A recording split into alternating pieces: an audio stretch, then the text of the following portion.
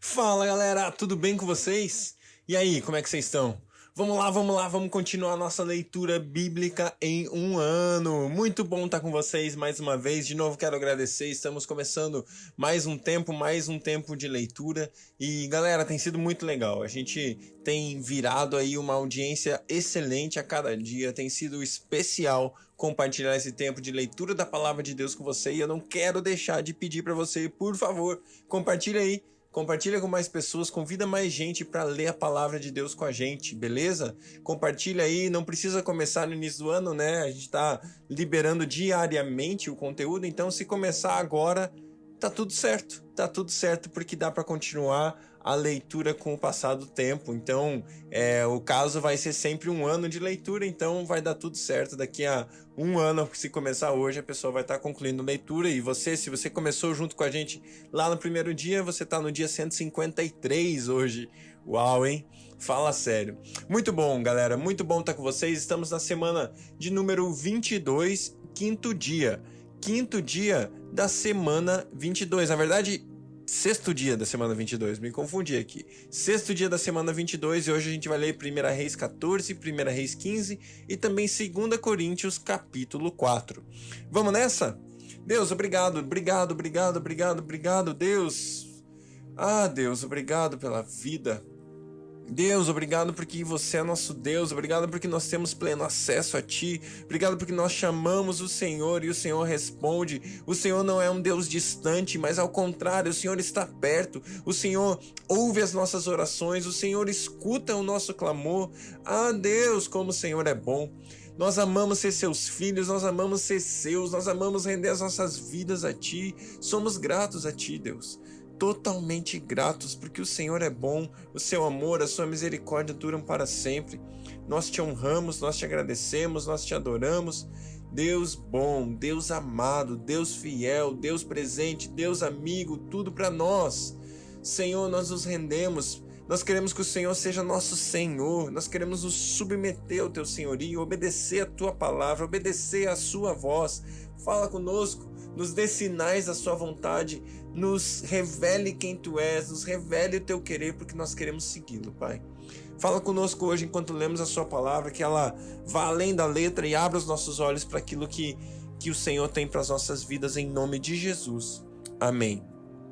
1 Reis Chapter 14, capítulo 14, vamos lá. Naquela época, Abias, filho de Jeroboão, ficou doente, e este disse à sua mulher: use um disfarce para não ser reconhecida como a mulher de Jeroboão, e vá a Siló, onde vive o profeta Aias, aquele que me disse que eu seria rei sobre este povo. Leve para ele 10 pães, alguns bolos e uma garrafa de mel. Ele dirá a você o que vai acontecer com o menino. A mulher de Jeroboão atendeu ao seu pedido e foi à casa de Aias em Siló. Ora, Aias já não conseguia enxergar, tinha ficado cego por causa da idade. Mas o Senhor lhe tinha dito: a mulher de Jeroboão está vindo para perguntar a você acerca do filho dela, pois ele está doente, e você deve responder-lhe assim e assim. Quando ela chegar, vai fingir que é outra pessoa. Quando Aias ouviu o som dos passos junto à porta, disse: entre, mulher de Jeroboão, por que esse fingimento? Fui encarregado de dar más notícias a você. Vá dizer a Jeroboão que é isto que o Senhor diz: tirei-o dentre o povo e tornei líder sobre Israel, meu povo. Tirei o reino da família de Davi e o dei a você, mas você não tem sido como o meu servo Davi, que obedecia meus mandamentos e me seguia de todo o coração, fazendo apenas o que eu aprovo. Você tem feito mais mal do que todos os que viveram antes de você, pois fez para você outros deuses, ídolos de metal. Você provocou a minha ira e voltou as costas para mim. Por isso, trarei desgraça à família de Jeroboão. Matarei Jeroboão até o último indivíduo do sexo masculino em Israel, seja escravo, seja livre. Queimarei a família de Jeroboão até o fim, como quem queima esterco. Dos que pertencem a Jeroboão, os cães comerão os que morrerem na cidade, e as aves do céu se alimentarão dos que morrerem no campo. O Senhor falou. Quanto a você, volte para casa. Quando você puser os pés na cidade, o menino morrerá. Todo Israel chorará por ele e o sepultará. Ele é o único da família de Jeroboão que será sepultado, pois é o único da família de Jeroboão em quem o Senhor, o Deus de Israel, encontrou alguma coisa boa. O Senhor levantará para si um rei sobre Israel que eliminará a família de Jeroboão. O dia virá. Quando? Agora mesmo. E o Senhor ferirá Israel de maneira que ficará como junco balançando na água. Ele desraigará de Israel toda a boa terra que deu aos seus antepassados e os espalhará para além do Eufrates, pois provocaram a ira do Senhor com os postes sagrados que fizeram. E ele abandonará Israel por causa dos pecados que Jeroboão cometeu e tem feito Israel cometer. Então a mulher de Jeroboão levantou-se e voltou para Tirza. Assim que entrou em casa, o menino morreu. Eles o sepultaram e todo Israel chorou por ele, conforme o Senhor predissera por meio do seu servo, o profeta Ahias. Os demais acontecimentos do reinado de Jeroboão, suas guerras, como governou, estão escritas nos registros históricos dos reis de Israel. Ele reinou durante 22 anos e então descansou com seus antepassados, e seu filho Nadab foi o seu sucessor. Roboão, filho de Salomão, foi rei de Judá. Tinha 41 anos de idade quando começou a reinar e reinou 17 anos em Jerusalém, cidade que o Senhor havia escolhido dentre todas as tribos de Israel para pôr nela o seu nome. Sua mãe, uma amonita, chamava-se Naamá. Judá fez o que o Senhor reprova. Pelos pecados que cometeram, eles despertaram a sua ira zelosa mais do que os seus antepassados o tinham feito. Também construíram para si altares idólatras, colunas sagradas e postes sagrados sobre todos os montes e debaixo de todas as árvores frondosas. Havia no país até prostitutos cultuais. O povo se envolvia em todas as práticas detestáveis das nações que o Senhor havia expulsado de diante dos israelitas. No 5º ano do reinado do rei Roboão, Sisaque, rei do Egito, atacou Jerusalém, levou embora todos os tesouros do templo do Senhor e do palácio real, inclusive os escudos de ouro que Salomão havia feito. Por isso, o rei Roboão mandou fazer escudos de bronze para substituí-los e os entregou aos chefes da guarda da entrada do palácio real. Sempre que o rei ia ao templo do Senhor, os guardas empunhavam os escudos e em seguida os devolviam à sala da guarda. Os demais acontecimentos do reinado de Roboão e tudo o que fez estão escritos nos registros históricos dos reis de Judá. Houve guerra constante entre Roboão e Jeroboão. Roboão descansou com seus antepassados e foi sepultado com eles na cidade de Davi. Sua mãe, uma amonita, chamava-se Naamá, e seu filho Abias foi o seu sucessor. 1 Reis capítulo 15. No 18º ano do reinado de Jeroboão, filho de Nebate, Abias tornou-se rei de Judá e reinou 3 anos em Jerusalém. O nome da sua mãe era Maaca, filha de Absalão. Ele cometeu todos os pecados que seu pai tinha cometido. Seu coração não era inteiramente consagrado ao Senhor, o seu Deus, quanto fora o coração de Davi, seu predecessor. No entanto, por amor de Davi, o Senhor, o seu Deus, concedeu-lhe uma lâmpada em Jerusalém, dando-lhe um filho como sucessor e fortalecendo Jerusalém. Pois Davi fizera o que o Senhor aprova, e não deixara de obedecer a nenhum dos mandamentos do Senhor durante todos os dias da sua vida, exceto no caso de Urias, o hitita. E houve guerra entre Roboão e Jeroboão durante toda a vida de Abias. Os demais acontecimentos do reinado de Abias e todas as suas realizações estão escritos nos registros históricos dos reis de Judá. Também houve guerra entre Abias e Jeroboão, e Abias descansou com seus antepassados e foi sepultado na cidade de Davi. O seu filho Asa foi o seu sucessor. No 20º ano do reinado de Jeroboão, rei de Israel, Asa tornou-se rei de Judá e reinou 41 anos em Jerusalém. O nome da sua avó era Maaca, filha de Absalão. Asa fez o que o Senhor aprova, tal como Davi, seu predecessor. Expulsou do país os prostitutos cultuais e se desfez de todos os ídolos que seu pai havia feito. Chegou até a depor sua avó Maaca da posição de rainha-mãe, pois ela havia feito um poste sagrado repugnante. Asa derrubou o poste e o queimou no vale de Cedron. Embora os altares idólatras não tenham sido eliminados, o coração de Asa foi totalmente dedicado ao Senhor durante toda a sua vida. Ele trouxe para o templo do Senhor a prata, o ouro e os utensílios que ele e seu pai haviam consagrado. Houve guerra entre Asa e Baasa, rei de Israel, durante todo o reinado deles. Baasa, rei de Israel, invadiu Judá e fortificou Ramá, para que ninguém pudesse entrar nem sair do território de Asa, rei de Judá. Então Asa ajuntou prata e ouro, que haviam sobrado no tesouro do templo do Senhor e do seu próprio palácio. Confiou tudo isso a alguns dos seus oficiais e os enviou a Ben-Hadad, filho de Tabrion e neto de Ezion, rei da Síria, que governava em Damasco, com uma mensagem que dizia: façamos um tratado como fizeram meu pai e teu.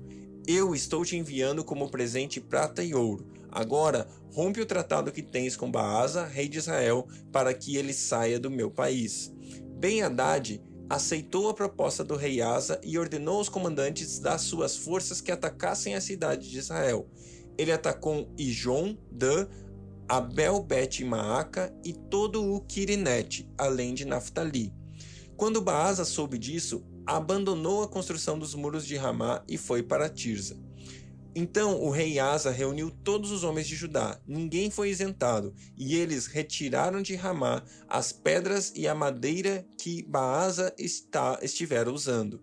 Com esse material, Asa fortificou Geba em Benjamim e também Mispá.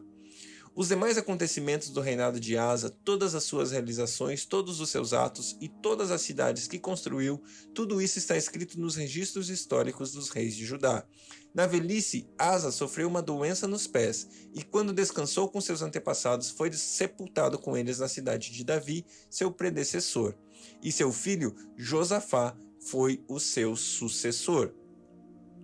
Nadab, filho de Jeroboão, tornou-se rei em Israel no segundo ano do reinado de Asa, rei de Judá, e reinou 2 anos sobre Israel.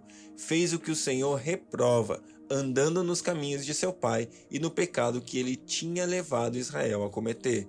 Baasa, filho de Aias, da tribo de Sacar, conspirou contra ele e o matou na cidade filisteia de Gibeton, enquanto Nadab e todo o exército de Israel a sitiavam. Baasa matou Nadab no 3º ano do reinado de Asa, rei de Judá, e foi seu sucessor. Assim que começou a reinar, matou toda a família de Jeroboão, dos pertencentes a Jeroboão ninguém deixou vivo, destruiu todos de acordo com a palavra do Senhor anunciada por seu servo, o silonita Aias. Isso aconteceu por causa dos pecados que Jeroboão havia cometido e havia feito Israel cometer, e porque ele tinha provocado a ira do Senhor, o Deus de Israel.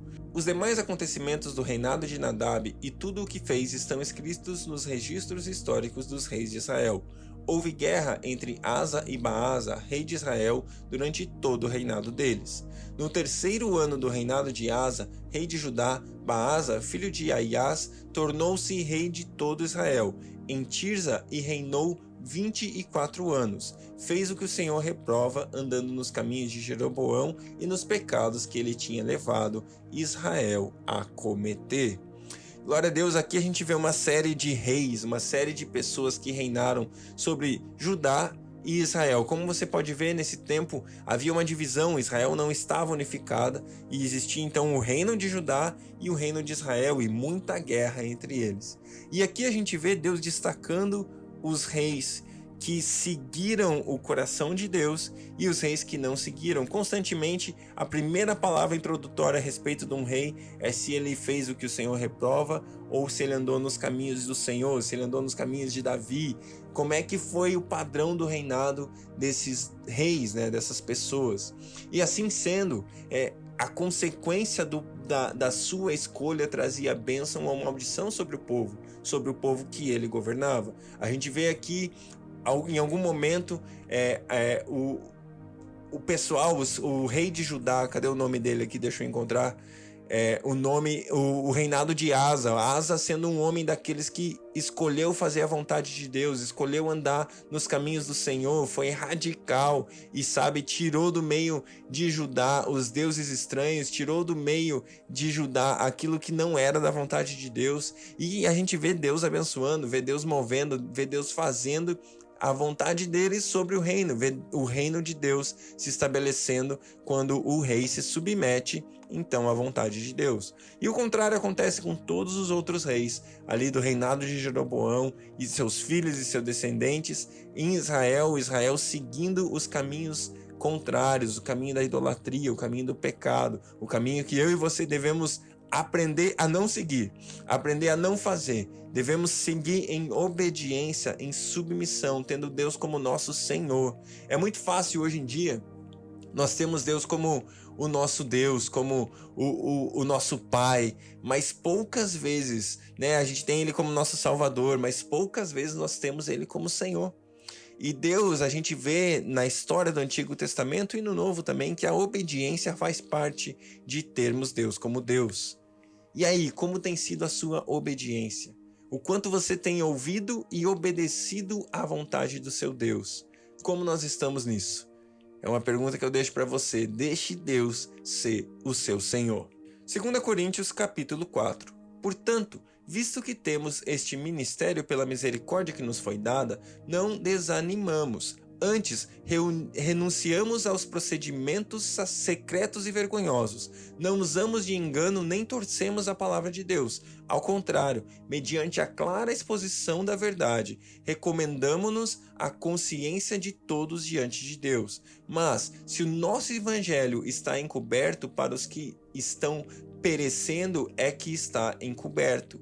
O Deus desta era cegou o entendimento dos descrentes, para que não vejam a luz do Evangelho da glória de Cristo, que é a imagem de Deus. Mas não pregamos a nós mesmos, mas a Jesus Cristo, o Senhor, e a nós como escravos de vocês por causa de Jesus.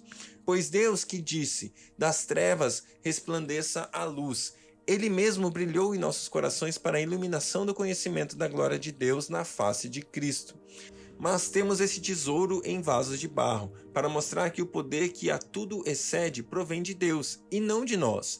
De todos os lados somos pressionados, mas não desanimamos. Ficamos perplexos, mas não desesperados. Somos perseguidos, mas não abandonados. Abatidos, mas não destruídos. Trazemos sempre em nosso corpo o morrer de Jesus, para que a vida de Jesus também seja revelada em nosso corpo. Pois nós que estamos vivos, somos sempre entregues à morte por amor a Jesus, para que a sua vida também se manifeste em nosso corpo carnal. De modo que em nós atua a morte, mas em vocês a vida. Está escrito, cri, por isso falei. Com esse mesmo espírito de fé, nós também cremos e por isso falamos, porque sabemos que aquele que ressuscitou o Senhor Jesus dentre os mortos, também nos ressuscitará com Jesus e nos apresentará com vocês. Tudo isso é para o bem de vocês, para que a graça que está alcançando um número cada vez maior de pessoas faça que transbordem as ações de graças para a glória de Deus. Por isso, não desanimamos, embora exteriormente estejamos a desgastar-nos. Interiormente estamos sendo renovados dia após dia, pois os nossos sofrimentos leves e momentâneos estão produzindo para nós uma glória eterna que pesa mais do que todos eles. Assim, fixamos os nossos olhos não naquilo que se vê, mas o que não se vê, pois o que se vê é transitório, mas o que não se vê é eterno. Glória a Deus pela sua palavra, glória a Deus porque nós podemos viver além dos nossos olhos, viver além daquilo que nós vemos. Esse texto fala de morrer para si mesmo, fala de morrer para nossa própria vontade, fala de ter Jesus como nosso Senhor. Nós somos escravos dele porque a nossa missão, o nosso objetivo é fazer com que ele se torne cada vez mais e mais conhecido. E como que a gente faz isso? Cri, por isso falei. Sabe, se você crê em Jesus, se você crê naquilo que Jesus fez por você, você tem que falar. Você tem que declarar, você tem que proclamar essa verdade para que outras pessoas ouçam. Faz parte da fé o falar, faz parte da fé o anunciar, faz parte da fé o compartilhar. Se nós cremos, nós falamos. E se nós falamos, pessoas ouvem. E se pessoas ouvem, elas são transformadas e são alcançadas pela graça do nosso Senhor Jesus, que ressuscitou e está vivo. E se ele ressuscitou e vive, nós também iremos fazer o mesmo com ele, porque a vida dele agora vive em nós e por isso nós podemos transbordar e multiplicar a graça de Deus para o mundo. Que Deus abençoe você e até amanhã.